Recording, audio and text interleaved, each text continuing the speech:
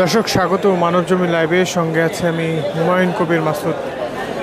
এই মুহূর্তে আছি সিএমএম কোর্ট এলাকায় এবং এখানে আজকে কোর্টে তোলার কথা রয়েছে সাবেক প্রধান বিচারপতি ABM খায়রুল হককে। তিনি আজকে সকাল 8:30টার দিকে ধানমন্ডির একটি বাসা থেকে গ্রেফতার হওয়ার খবর আমরা নিশ্চিত হয়েছি। পাশাপাশি গ্রেফতার পরবর্তী সময়ে তাকে ডিবি কার্যালয়ে নিয়ে যাওয়ার যে তথ্য সেটিও আমরা ডিবির মাধ্যমে ডিবি সূত্রে নিশ্চিত হতে পেরেছি। তবে ইতিমধ্যে এখন যেটি আমরা এই জায়গাটিতে দেখছি যে আইনশৃঙ্খলা অবস্থা জোরদার করে রাখা হয়েছে, কেননা আজকে এই কোর্টে সিএমএম কোর্টেই তাকে গ্রেফতার পরবর্তীতে তাকে কোর্টে তোলা সেই বিষয়টি তোলার জন্য তাকে এখানে আইনশৃঙ্খলা জোরদার কিছুক্ষণ আগে থেকেই শুরু হয়েছে। পাশাপাশি তিনি এখনও এই কোর্টে কয়টা নাগাদ উঠবেন সেই বিষয়টি কেউই নিশ্চিতভাবে জানতে পারেনি। তবে যেটি দেখছি যে আইনশৃঙ্খলা যে জোরদার অবস্থান সেটি কিন্তু ইতিমধ্যেই সম্পন্ন করেছেন।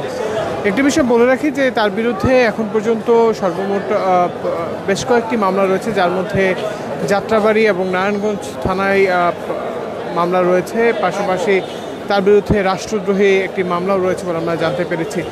ইতিমধ্যেই যেটি দেখছি যে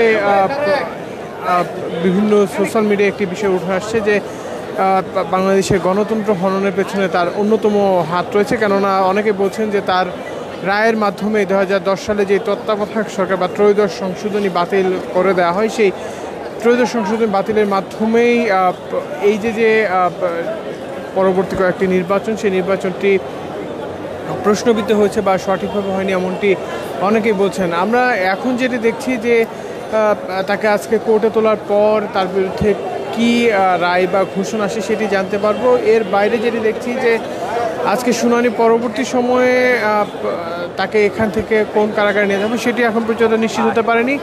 যেটি দেখছি যে আইনশৃঙ্খলা অবস্থানের যে জোরদার বিষয়টি সেটি কিন্তু ইতিমধ্যেই এখানে ব্যাপক শক্ত উপস্থিতি আমরা লক্ষ্য করতে পারছি। পাশাপাশি দেখছি যে ABM খায়রুল হক তিনি আসলে এখানে আসার বিষয়ে নিশ্চিত তথ্য না থাকলেও আমরা যেটি দেখতে পাচ্ছি যে যেহেতু আইনশৃঙ্খলা অবস্থা অনেকটাই জোরদার করে রাখা হয়েছে, সেক্ষেত্রে তাকে এখানে নিয়ে যাওয়ার যে বিষয়টি সেটি আসলে এখানে আমরা দেখতে পারবো।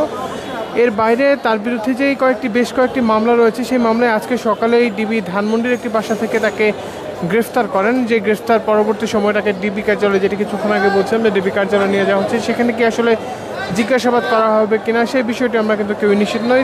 ইতিমধ্যেই যেটি দেখছি যে সড়কের দুই পাশেই যেই শক্ত উপস্থিতি বা অবস্থান প্রশাসনের সেটি আমরা ব্যাপকভাবেই লক্ষ্য করতে পারছি।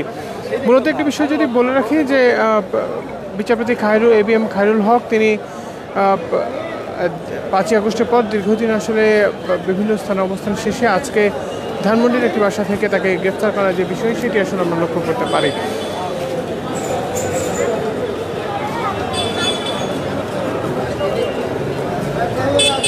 সিএমএম কোর্ট আদালতে যেটি দেখছি যে আইনশৃঙ্খলা অবস্থা জোরদার, পাশাপাশি তাকে গ্রেফতার পরবর্তী ডিবি কার্যালয় শেষে ইতিমধ্যেই তাকে আসলে কোর্টে কখন আনা হবে সেই বিষয়টি নিশ্চিতভাবে জানা যায়। তবে তার বিরুদ্ধে যে মামলাগুলো, সেই মামলাগুলো আজকে এখান থেকেই প্রথম শুনানি অনুষ্ঠিত হওয়ার কথা রয়েছে।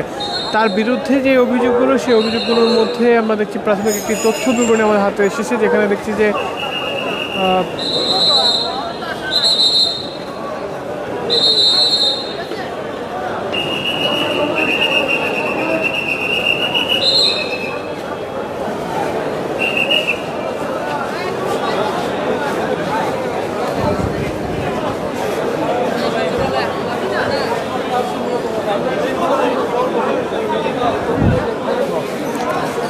ইতিমধ্যেই এখানে আরও আইনশৃঙ্খলা বাহিনীর বেশ কিছু সদস্যকে নিয়োগ দেওয়া হয়েছে, যেখানে আইনশৃঙ্খলা স্বাভাবিক রাখতে এই অবস্থানটি ধরে রাখবেন বলে আমরা জানতে পারছি।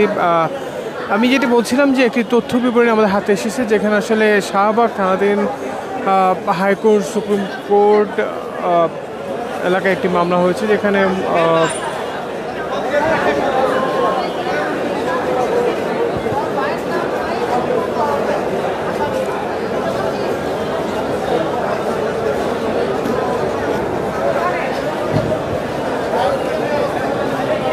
মূলত তার বিরুদ্ধে যে এই কয়েকটি মামলা রয়েছে সেই মামলাগুলোর প্রাথমিক শুনানি আজকে ঢাকার মেট্রোপলিটন ম্যাজিস্ট্রেট কোর্ট আদালত অর্থাৎ সিএমএম কোর্ট আদালতে অনুষ্ঠিত হবে। সেই অনুষ্ঠিত পরবর্তী সময় যা ঘটবে সেটি আপনাকে পরবর্তীতে জানতে হবে। এখন পর্যন্ত আমার কাছে এই ছিল এখান থেকে সর্বশেষ। ধন্যবাদ সকলকে।